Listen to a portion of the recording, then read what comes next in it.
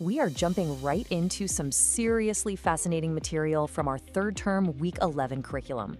We're going to trace 3 decades of Nigerian political history to figure out exactly how a recurring cycle of electoral friction repeatedly triggered military intervention and how that ultimately shaped the entire trajectory of the nation.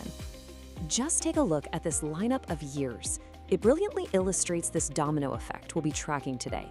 Across these 6 pivotal moments, we are going to see how one fractured political setup crashes directly into the next.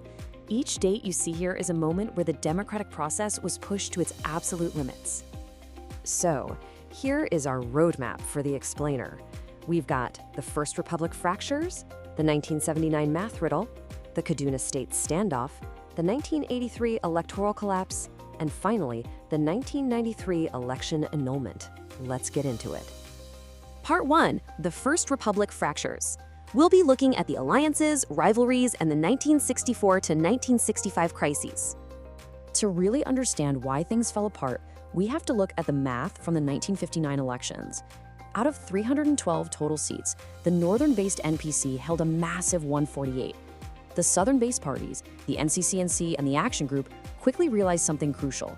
If they wanted any shot at capturing federal power in the 1964 elections, they absolutely had to win northern seats. And that geographical reality, it sparked a desperate scramble for coalitions. So, all these smaller regional parties rapidly folded themselves into 2 mega alliances. You had the UPGA bringing together the NCNC, Action Group, and others. Facing off against them was the NNA, anchored by the NPC. This wasn't just standard coalition building. This aggressive consolidation turned the 1964 election into a deeply polarized winner-takes-all showdown. That intense rivalry then spilled over into the 1965 Western regional elections, and things got incredibly rough. The ruling party imposed strict curfews. Opposition candidates mysteriously couldn't find electoral officers to even submit their nomination forms, which meant ruling candidates ran completely unopposed. As you might expect, this blatant manipulation entirely crippled the democratic process and tragically ignited widespread violence and arson. And there goes our first domino. This specific, massive breakdown of law and order paved the exact way for the 1966 military intervention. It's a clear cause and effect. When an electoral system loses all credibility, it creates a total vacuum, and the military stepped right in to fill it.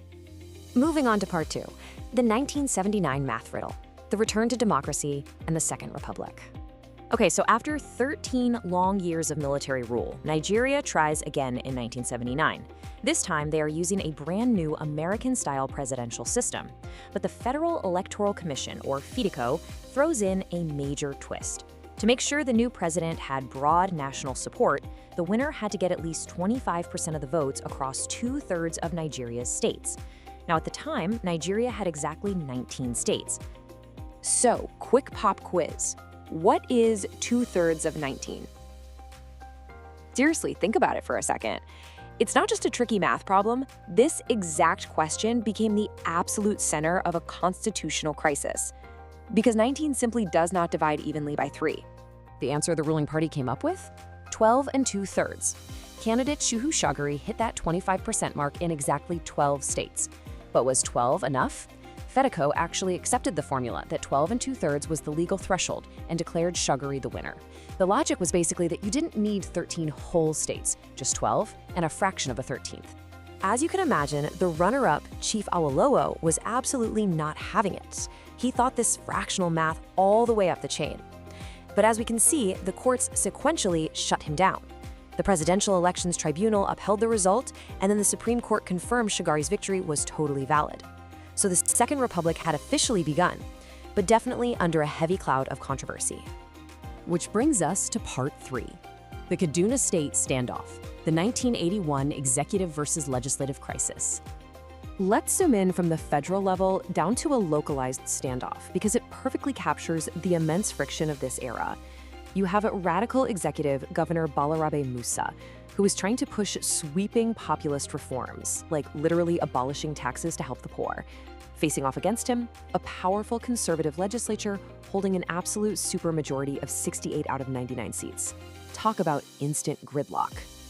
Well, something had to give. By the summer of 1981, the standoff hit a breaking point.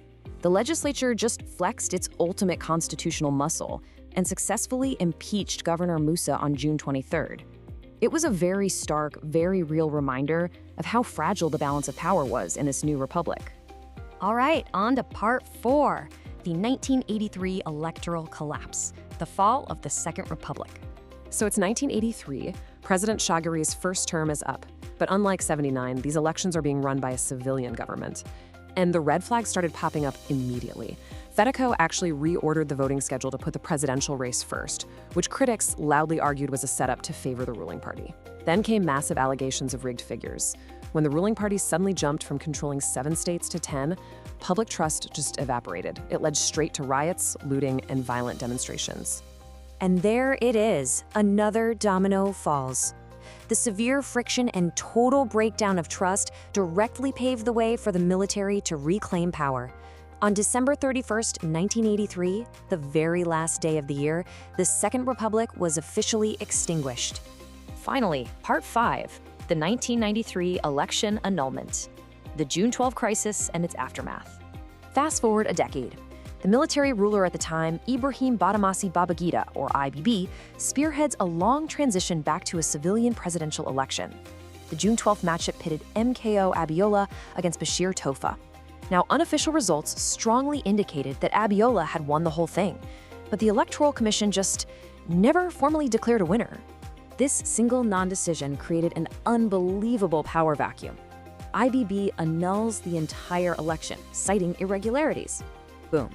That sparks massive protests, forcing IBB to actually step down. He leaves behind this very weak interim civilian government, which falters almost immediately, allowing General Sani Abacha to sweep in with a bloodless coup and solidify military rule once again. Talk about a chain reaction. Looking back at these 3 decades of cyclical history straight from our Week 11 curriculum, a really profound pattern emerges. I want to leave you with this thought. When the very mechanics of choosing leaders break down, whether it's from fractional math riddles, missing nomination forms, or straight-up annulments, what happens to the whole machine? How does a fragile electoral process impact the actual survival of democracy itself? Thanks for exploring this history with me today.